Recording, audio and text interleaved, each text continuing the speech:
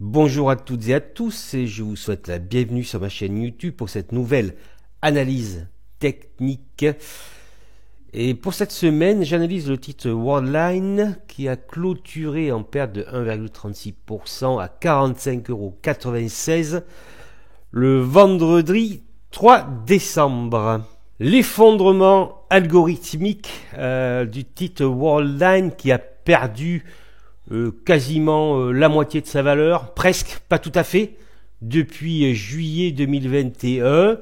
On le voit ici en hebdomadaire, là le top fin juillet, et maintenant nous sommes presque à moins 50% par rapport au plus haut, et Worldline qui a perdu 30% en quelques jours, en 4 jours, voilà.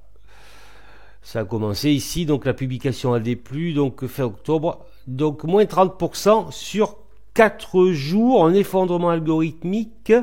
Et avant de poursuivre, je souhaiterais faire une petite anecdote à ce sujet. Vous avez vu ce qui s'est passé sur le Bitcoin ce week-end, qui est descendu jusqu'à 43 000 $.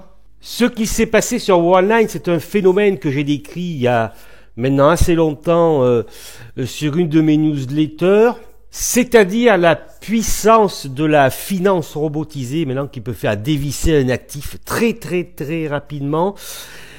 Et puis actuellement, comme vous voyez que les marchés souffrent un petit peu, cela veut dire que si l'on passe sur un marché baissier, on peut s'attendre à des chutes très puissantes, comme on l'a connu sur Worldline, mais on peut avoir ça par exemple sur LVMH, sur Air Liquide, voilà, comme j'en parle sur ma newsletter d'octobre, sur Orpea, je dis à un moment, quelle sera la suivante? Et bien la suivante, c'est Worldline. Donc voilà, vous devez être averti de ce phénomène, la puissance des algos, tout le monde va dans le même sens, et donc on peut s'attendre, lorsqu'il y aura ce fameux crack, et je peux vous dire qu'on ne va pas rigoler, à des chutes très importantes de certains actifs. Et là, bien sûr, mais bien évidemment, ce qui se passera, c'est que beaucoup de personnes non expérimentées perdront l'intégralité de leur capital. Je vous remercie. Maintenant, je vais attaquer donc cette analyse. Worldline, chute importante, phase 4 de Weinstein, on le voit en hebdomadaire, la ligne noire, c'est la moyenne 30 semaines de Weinstein. Nous sommes passés en phase 4 de Weinstein, mais ce qui est le plus important, je dirais ce qui est très important pour Worldline, c'est l'unité mensuelle.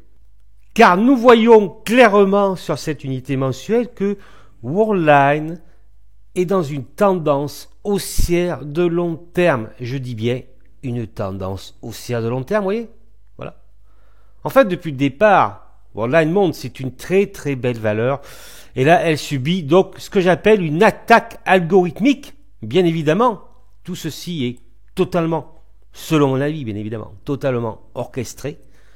Worldline subit une attaque algorithmique, c'est la première, je dirais, attaque aussi importante que l'action subit depuis son introduction, et elle revient dans le Cumospan, et ça je vous renvoie notamment vers mon analyse de Ruby que j'ai réalisée la semaine dernière, où je vous explique que le Cumospan, qui est encore montant, on le voit ici, d'accord, vous le voyez, que le Kumo est haussier, le nuage Ishimoku, le Kumo, le nuage Ishimoku, est haussier, donc, d'accord, la tendance est haussière, et ce nuage fait office de support, et d'ailleurs, si vous trouvez le temps, vous pouvez regarder ma vidéo sur le Nasdaq de mars 2020 où j'explique que le Nasdaq a touché probablement son point bas puisqu'en fait, de mémoire, il avait touché le Kumo hebdomadaire.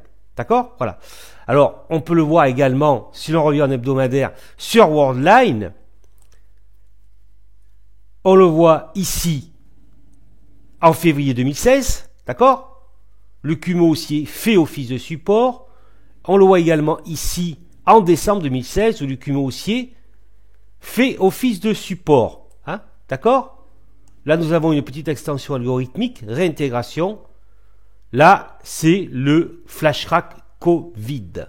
Donc, Worldline a de fortes probabilités de rebond dans cette zone. Je dis bien probabilité, puisque l'analyse technique est une probabilité. Parce que si vous comprenez les marchés financiers, vous allez comprendre que les marchés financiers sont régulés par la technique, d'accord? C'est une formule à trouver en fait. Il y a une formule à trouver pour comprendre comment ça fonctionne. Mais, attention, c'est une probabilité. Parce que notamment, avec la violence des algorithmes, voilà, c'est très difficile parfois de dire, bon, elle est là, mais elle va plus bas. Ou là, elle va remonter là, mais elle va plus haut. Parce que c'est très très puissant. Hein. Donc, si vous détenez cette formule, bon, il faut bien sûr beaucoup de travail, des fois, vous aurez tort. Voilà, attention, quand vous prendrez une position, vous direz, bon, là, c'est vrai que j'ai de fortes probabilités de gagner, mais voilà, il y a toujours un pourcentage de chance que ça se passe pas comme vous l'aviez souhaité. Donc, c'est une probabilité. Worldline peut très bien casser le Kumo. Oui, c'est vrai. Mais la probabilité est extrêmement faible puisque nous voyons que cette action a la confiance des investisseurs depuis le départ et que là, elle subit seulement une attaque et que là, c'est encore nettement haussier. C'est-à-dire que la probabilité maintenant que l'on rebondisse, bon, bien sûr, ça va être long parce que là, c'est du mensuel, sur le Kumo, est très élevé. Alors, bien évidemment, l'action peut continuer à être attaquée, surtout si le Nasdaq chute encore plus, d'accord? Si au mois de décembre, effectivement, la correction devient de plus en plus importante, donc Worldline peut chuter, bien évidemment, encore, hein. Et vous voyez que la limite, c'est mars, c'est-à-dire, vous voyez, la zone ici du Kumo span, hein, ici, voilà, les 42, la zone là, on le voit bien ici, on le voit encore mieux maintenant, le bas du Kumo. Voilà, cette zone des 42,22, 43,27. Hein. Worldline peut très bien glisser jusqu'à cette zone, c'est-à-dire le bas du nuage Ichimoku mensuel. Voilà. Après, effectivement, il se passe quoi? S'il y a une rupture du Kumo, hein, on va chercher les points bas mensuels ici, à proximité des 38 €. Hein, d'accord?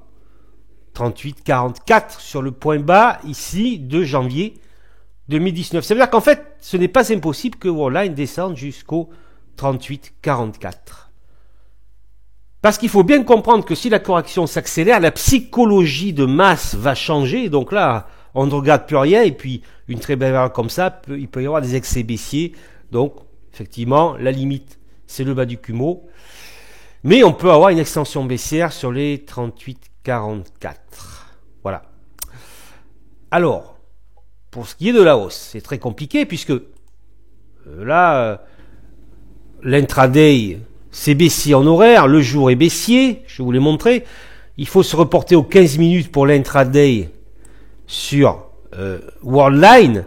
Et vous voyez qu'actuellement, Worldline est dans un range. D'accord? Avec une hauteur ici à 47,35.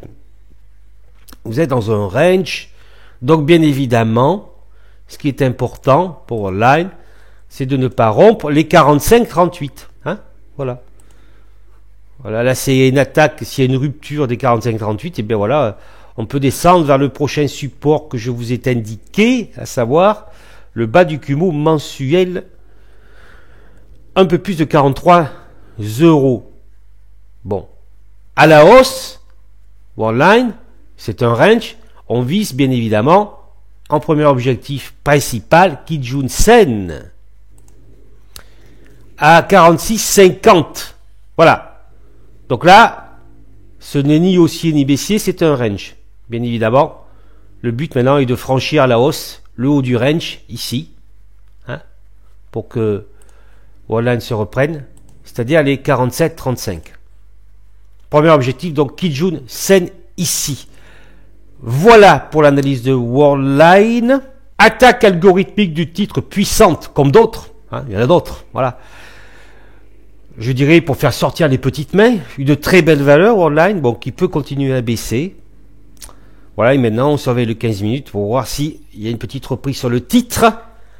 Je vous remercie de votre écoute et j'espère vous retrouver pour la newsletter de décembre où je présenterai mes perspectives pour 2022. Ne ratez pas cette newsletter, donc je pense que je vais la réaliser le week-end du 17 décembre.